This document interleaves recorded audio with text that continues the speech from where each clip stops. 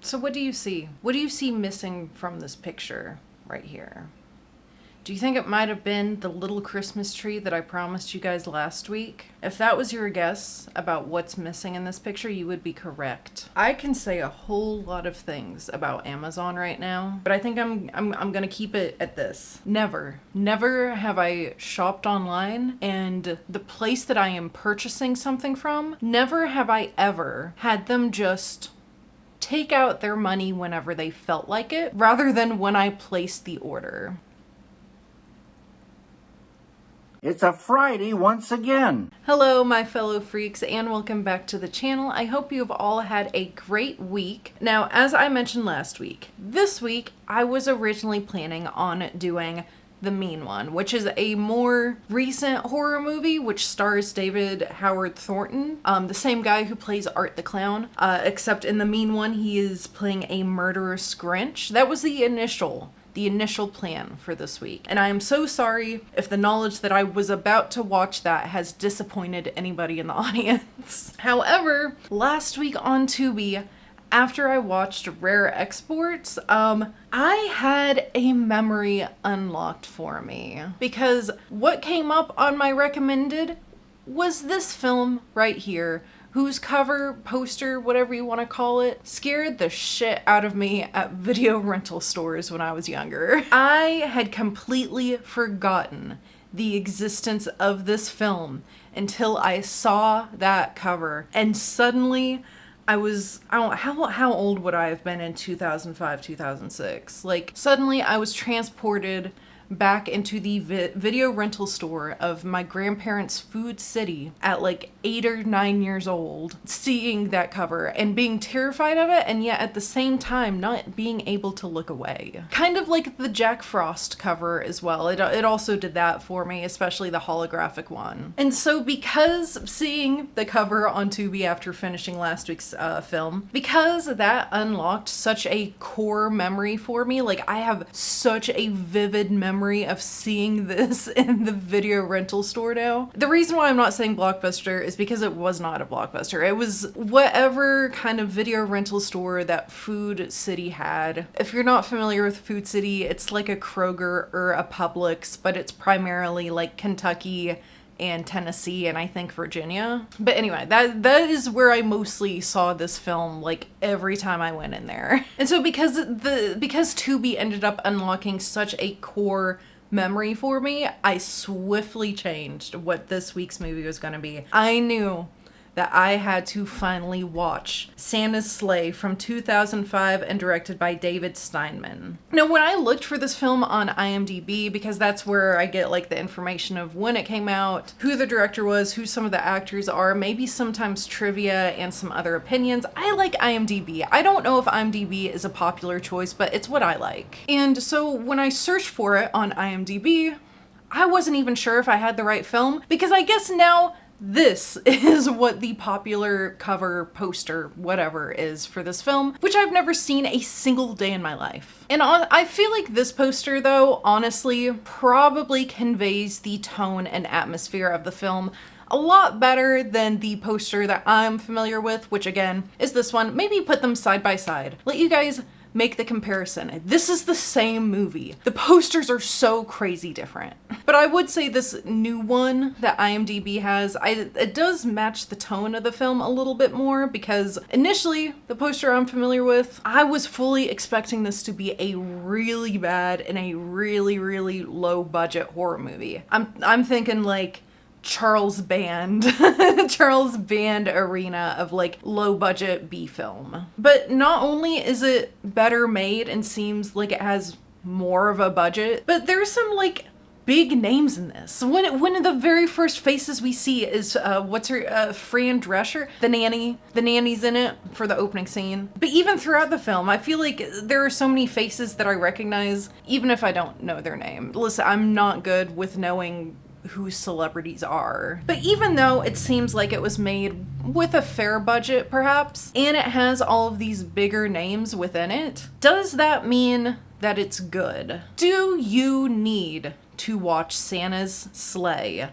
this holiday season? I'm gonna answer that for you. But first, if you are new here, hi, my name is STARGUTZZZ. Any kind of running or crashing or loud noises that you may hear happening in the background, those are my cats. And my movie reviews tend to be more of a discussion of elements that I find to be good or bad about a film, rather than just giving you this play-by-play of every single moment within the film. So in other words, I try to refrain from spoilers as much as possible, but sometimes they will arise as they pertain to the discussion I'd like to have. If you would like to watch Santa's Sleigh before the rest of this review or afterwards, you can do so, as I've already stated, on Tubi. Damn, the Polar Express is really going hard. When is the train noise gonna stop? You can watch it on our good best friend Tubi TV. I will provide a link to it down in the description just so it's that much easier for you to go out and watch this film if you so choose to. Obviously, I am not sponsored by Tubi, but if they ever, come across these videos and, Tubi, I mean,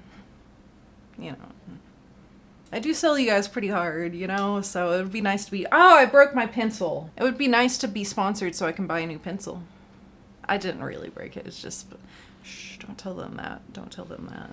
I broke my pencil and I need money for my pencil. And I suppose with all of that out of the way, let us begin our discussion of the 2005 horror comedy, Santa's Sleigh, which scared me as a child, and now as an adult,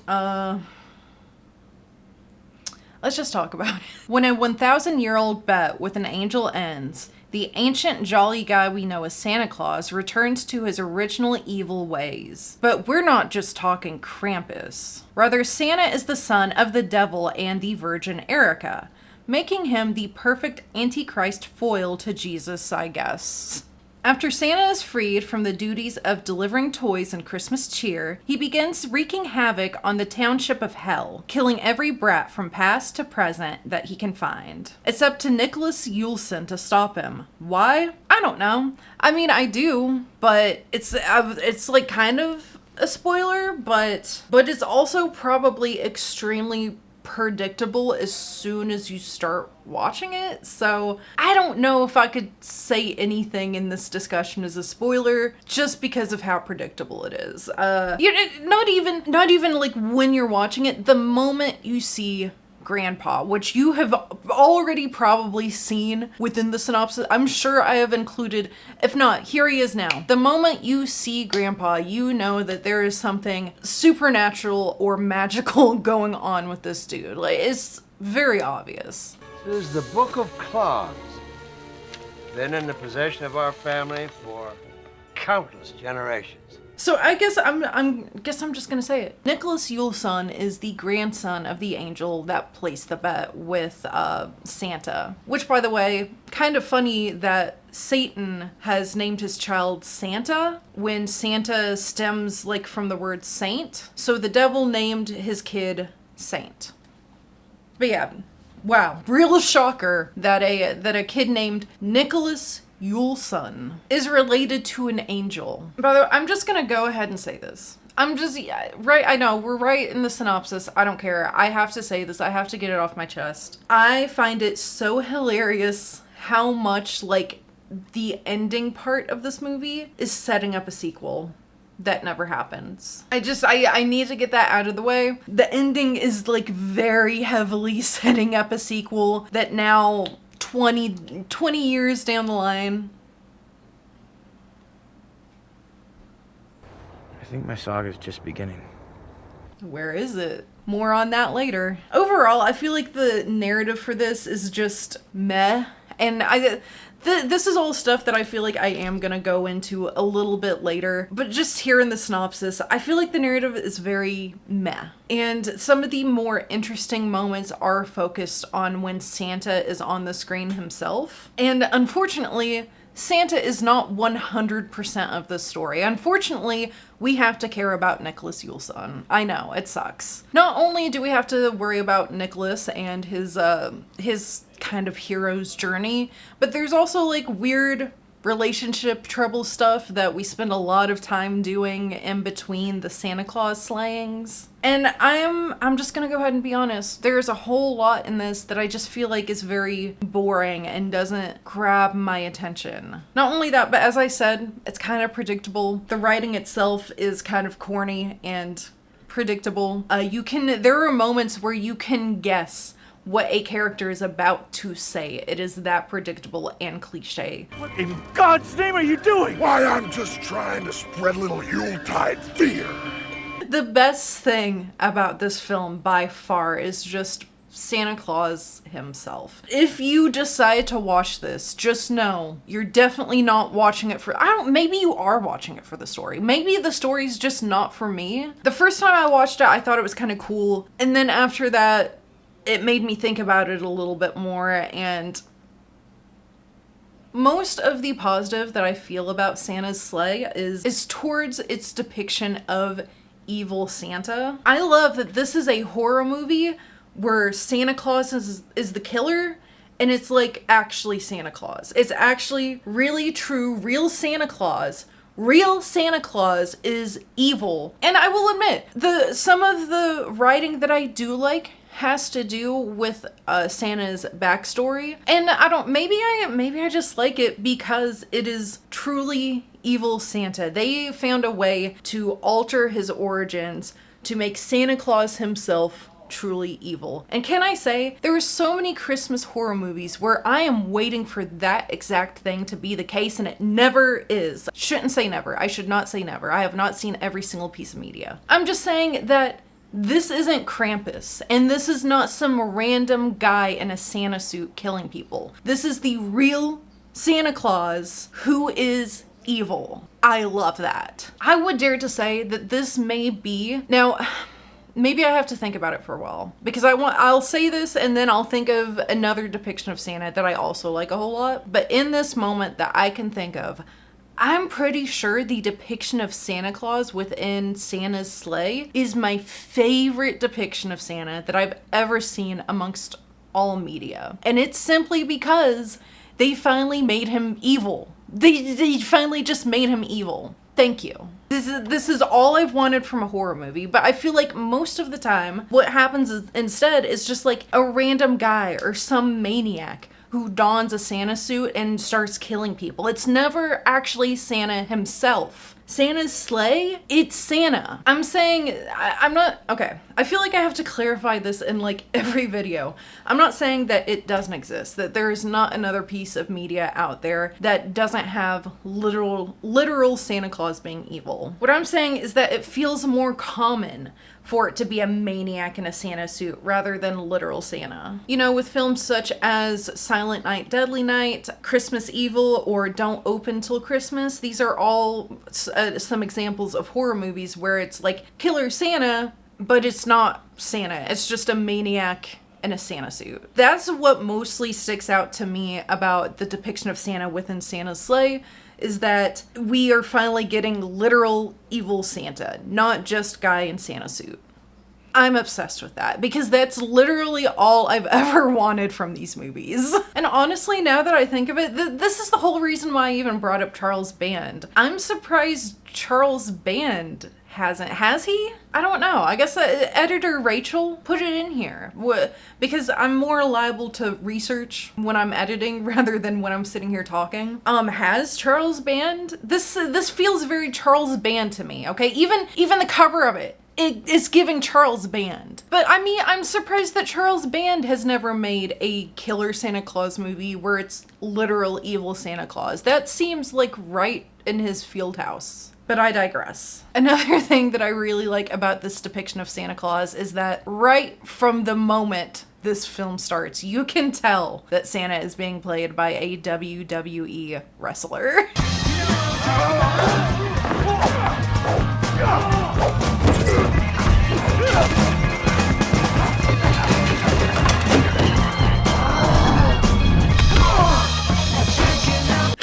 It's honestly so perfect. Now, I myself am not super into WWE. I know like very little stuff about it, mostly from my friends. I have a whole lot of friends who do really, really like WWE. Why is that a mouthful to say? I do have a lot of friends who really like WWE, and so I hear a little bit of stuff from them, but it doesn't really retain in my brain. The only guy that I've ever, there's two people that I've only ever been able to retain, and that is Kane. And Kane is partially because I have a very close friend who used to have a massive crush on him. Also, he's also in a horror movie called See No Evil, I believe. And oh my god, the guy who did Wyatt 6, who died, Bray Wyatt. Very tragic about Bray Wyatt, by the way. Like, I don't watch WWE, but I was very familiar with him, and I liked him. I liked what he was doing. It was really cool, and rest in peace. But you can tell that Santa here, as soon as he starts, he does WWE moves, okay? He even in like the very first scene. And honestly, I love it. As somebody who is not super into WWE and wrestling or extremely knowledgeable about it, I have this to say. Anytime that I have seen a wrestler be an antagonist within a horror-slasher film, they always do a fantastic job. And Goldberg is no exception. Goldberg is a fantastic Killer Santa. He is the whole reason why you should decide to watch this movie, despite what rating I might give it. Goldberg is exactly what makes this movie worth watching at least one time. He does such a good job as a killer, brutal Santa Claus. He understood the assignment of being a brutal and evil and somewhat kind of campy Santa. Not only that, but like his costume and everything, it looks great. Let's talk about like not just how Santa is portrayed as perfect evil Santa, but his looks. The Santa costume in this and his sleigh, and they keep calling it a reindeer still. I don't know if I'm missing something, but it's obviously like a bison or a buffalo that is pulling Santa's sleigh instead of a reindeer. And for just having a buffalo instead of a reindeer, vibes. Those are some vibes. And on top of that, Santa's costume looks like it might be a little bit either like Russian, maybe Norse inspired. And the only reason I bring up Norse is because the characters at a moment like speak Norse. Janet spinning off Dennis Hill. Jevers Gator Claus. Check out the Ort, Alcalar, a Hunderlar. But whatever kind of like country of origin that they're getting inspiration from for Santa's costume, I like it. It's really cool. The hat especially, I don't know why. The hat stuck out to me. It's cool and it's different and it's the vibe.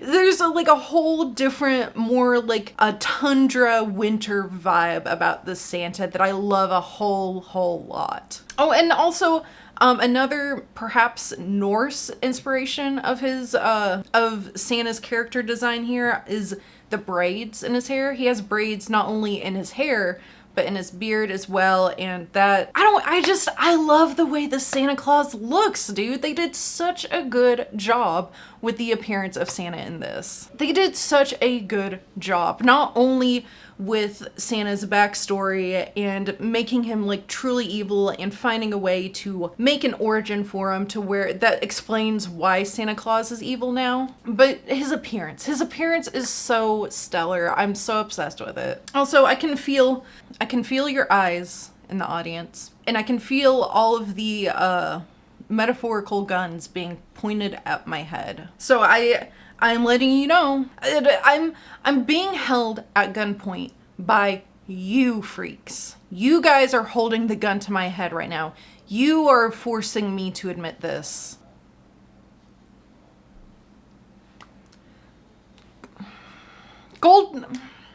Goldberg Santa's hot.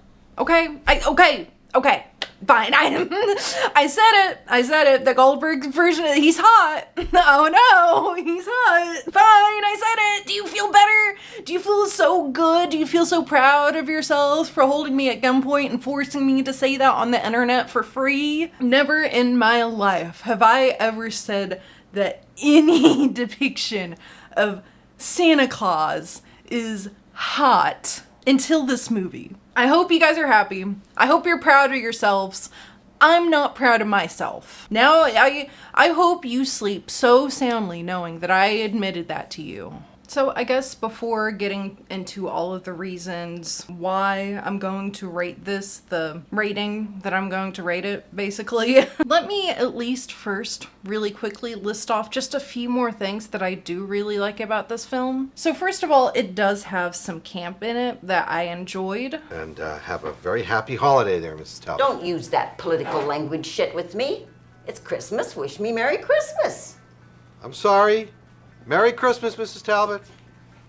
Thank you, and go fuck yourself. Like I said, it is a comedy. It's a comedy horror, heavy on the comedy. And I did find some of the moments in this to be like genuinely funny. What's this? How about you just open it?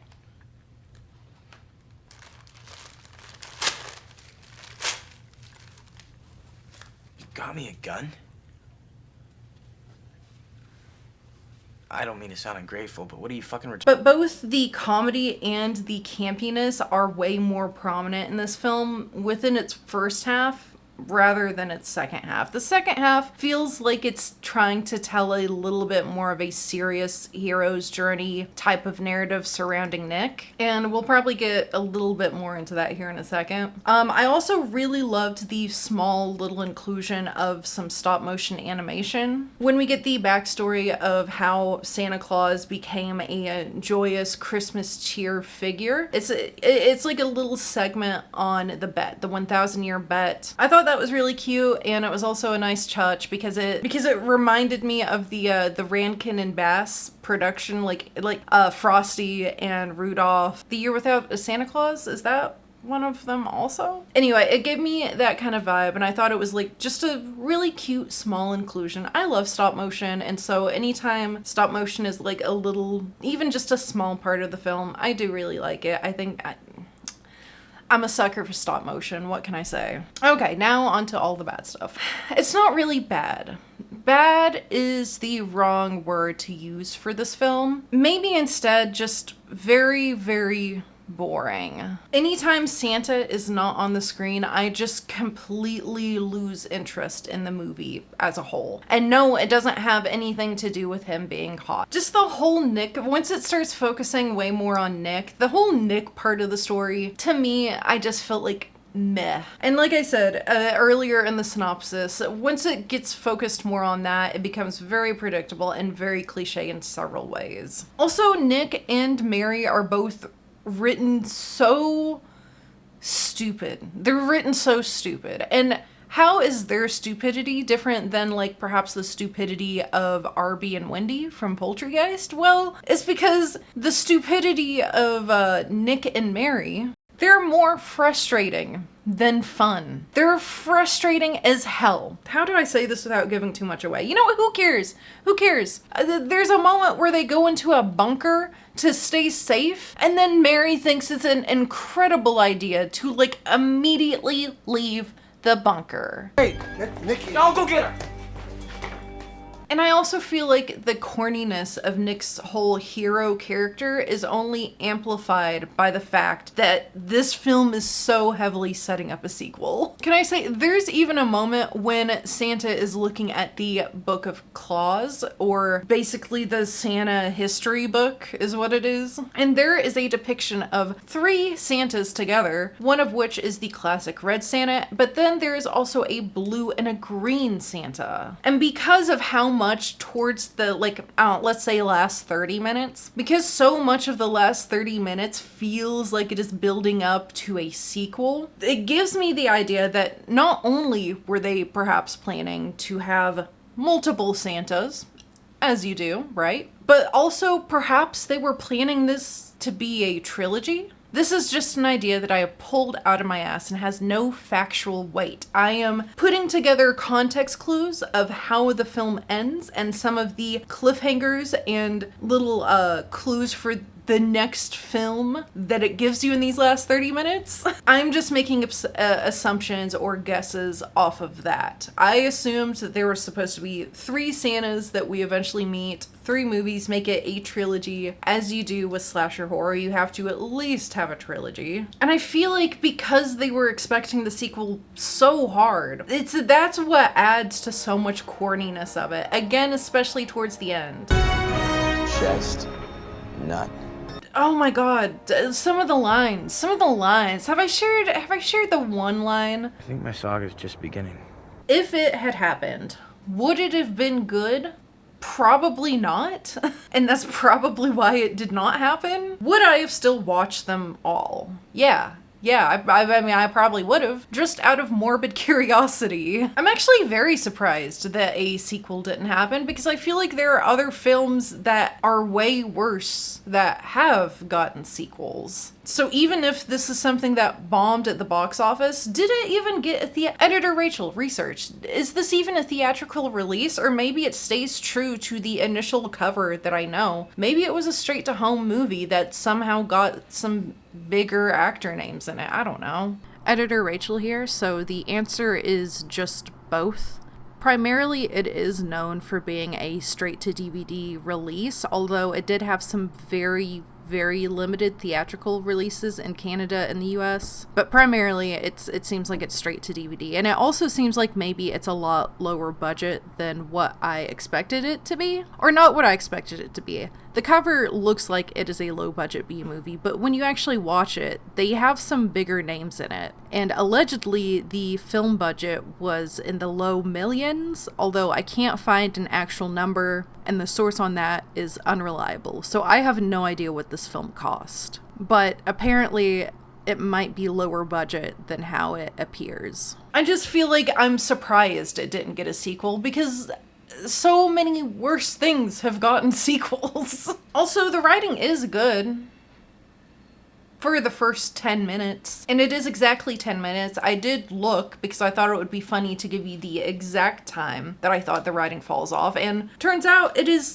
I checked, it is exactly 10 minutes. Now, I can see an argument for how this cliche, corny writing, I can see the argument for this still being campy, for it's still counting as being camp. I can see that argument. But I feel like there's so much of Nick's side of the story that is taken seriously. I feel like Nick and him being a hero in this really weird, campy scenario, I feel like that is taken seriously, and that's probably why I don't like it, because it's the only part of this horror comedy, campy, goofy mess that they're treating seriously, and I'm kind of annoyed by it. I don't care about Nick. The film is trying to force me to care about Nick. I don't. I'm sorry. And because Nick's side is taken so serious, the first half is a little bit more funny and campy. And then as we start taking Nick more seriously, that camp turns to corn. And as I already mentioned, a lot of these twists or reveals that happen later on within the middle to end of it, predictable. To me, it felt very predictable. I could tell exactly where this film was going at every move. I think the only part of this film that wasn't predictable is the fact that Nick and Mary start the film as a couple, rather than it being this friends to lovers progression that we usually see take place. I did not think those two were in a relationship at all until Mary said something about a more mature relationship. You got my number. Call me when you're ready for a more mature relationship.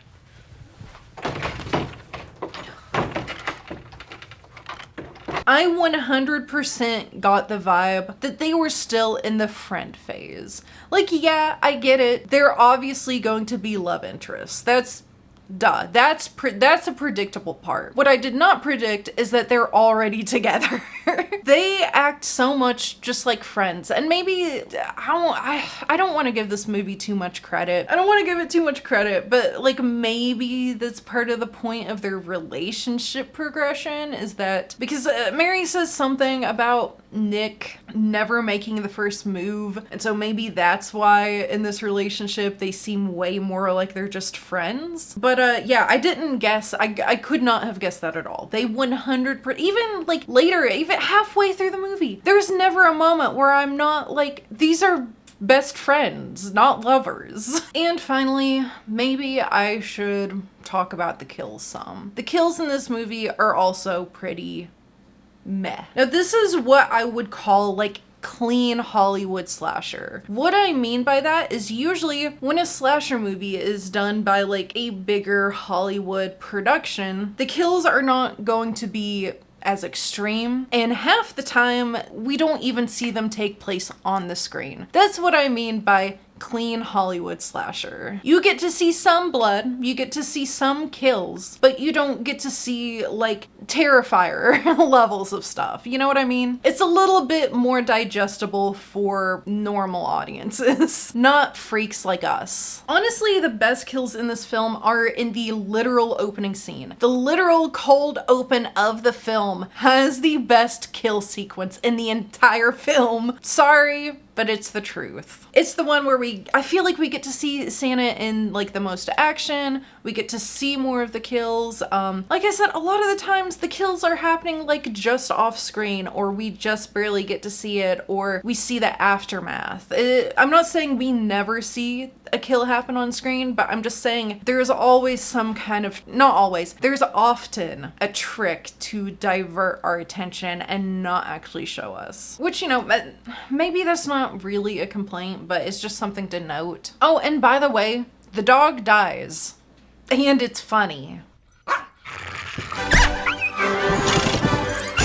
Actually, the dog is technically the very first kill in this film, so maybe I should have mentioned that in the intro, but no, the kills are meh, and we don't see a lot, but there are a lot of kills that are still like fun or enjoyable to watch. I think one of my favorite moments outside of the cold open is the strip club. I think the strip club, like within the movie itself, is probably the next best like kill sequence. But again, still, just compared to the things that I typically review on here and the things that I typically tend to love and praise on this channel, just don't expect anything extreme out of this movie. And that might be something that's a positive for people. I obviously not everyone is like me and likes the extreme stuff, but just know going into it, it feels very Hollywood. It feels very clean. Everything in this feels very clean. And it is kind of weird how Hollywood it feels compared to the cover of this that I think not only I'm used to and more familiar with, but I think there's a lot of people who are more familiar with this cover. But the cover just looks like a very low budget cheesy B movie, and honestly I wonder if I would have found more enjoyment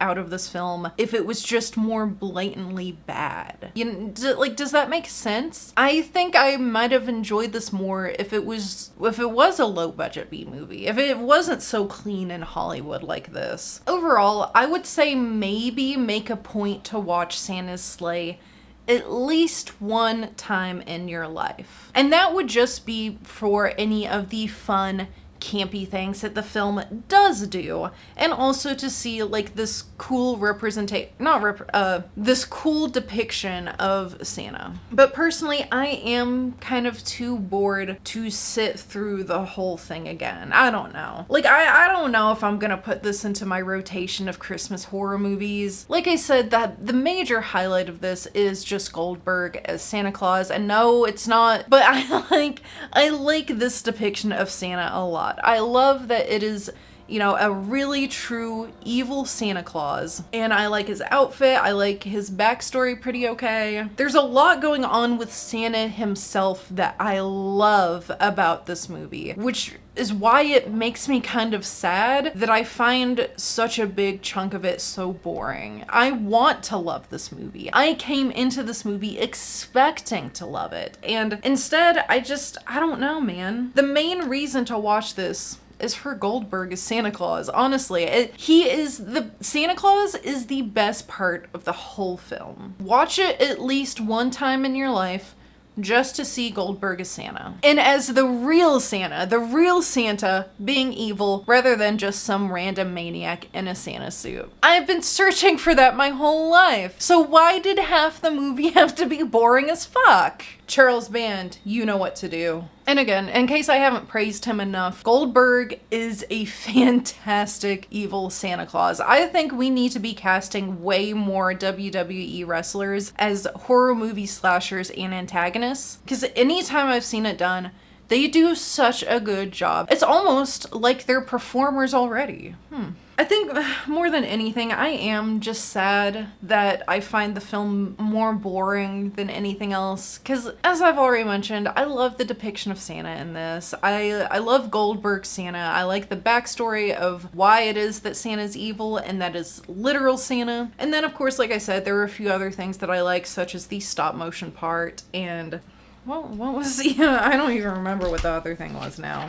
Oh, it does have some funny moments. There were a few times that it got like a true, genuine chuckle out of me, okay? It's not all bad. In fact, I wouldn't even call the movie bad. It's not a bad movie.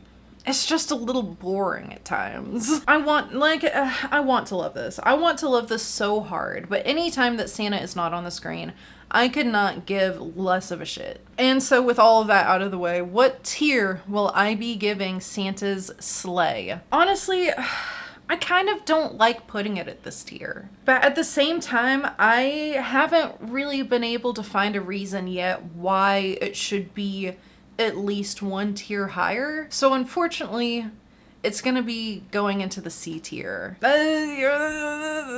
Initially, I did want to put this in the B tier, especially the first time I watched it, but then after I rewatched it, there were just more things that I felt maybe a little bit nitpicky about, or maybe that I didn't like. Just more and more stuff that I found that I wasn't super crazy about. And if I ever rewatch this, it would just be for the Santa Claus parts. Like, more than likely, I would fast forward through anything that has to do with Nick and Mary and watch Santa's slaying. Because Santa is the highlight of this. Goldberg does a great job as Santa Claus. If you ever watch this film, in fact, you should watch it at least one time for Goldberg's Santa. But other than that, I don't know if it's gonna make my rotation, and that really sucks, because I want to love this. I want to, and maybe my mind will change later on, but right now, I am so bored watching it. I lose interest every time Santa is not on the screen. But you know what? You can't say that it's not creative. I definitely think it is like a creative film, especially with the way that they've crafted Santa's backstory. But honestly, I would feel more entertained rewatching Manos than I would rewatching Santa's sleigh. In fact, maybe I should be moving Manos up to the B tier. Maybe it doesn't really fit in C. But unfortunately, Santa's sleigh is going in the C tier. Not because it's bad, just because most of it's boring. And with that, we are done with yet another movie review. Thank you guys so much if you stayed all the way until the very end. If you like this video, please make sure you stab that like button. It is a free and easy way to help support this channel. Also, is there a film that you would like to see me cover on this channel? Want to hear my opinion on? Anything, whatever? Consider putting it down in the comments and maybe you will see it show up on a future video. And if you just like this video so much that, you know, you want to hear me ramble about more B movies, low budget films, disturbing cinema, trauma, anything odd buried within the depths of Tubi. The main focus, at least now, is horror. I focus on horror movies. So if you would like to hear me ramble about more horror, please consider hitting that subscribe button and the bell icon so you can be notified every time I make a new upload. Which new uploads are every Friday at 4 p.m. Eastern Standard Time.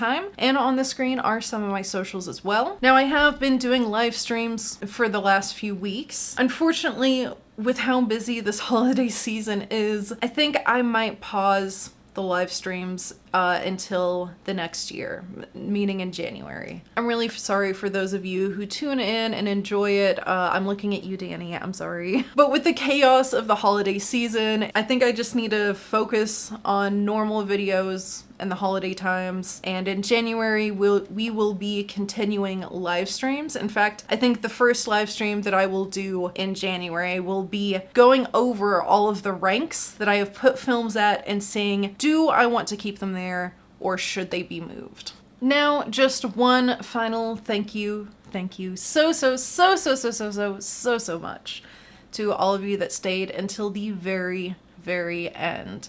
Our time here is very precious, and the fact that you have used your time to sit here and listen to me ramble about a movie where Santa Claus is evil and is killing everybody and is also mildly hot. Just thank you so much. I appreciate you. I appreciate your time, the time that you have spent sitting here watching this video. It means the world to me, and I just want to thank you for you and your time. If I do not see you in any posts, then I will see you in the next video. But until then, please have a great night and stay safe out there. I can't wait to see the shit we got. Can we open our motherfucking presents now? Of course. Go ahead, kids. Let's see what Santa got you.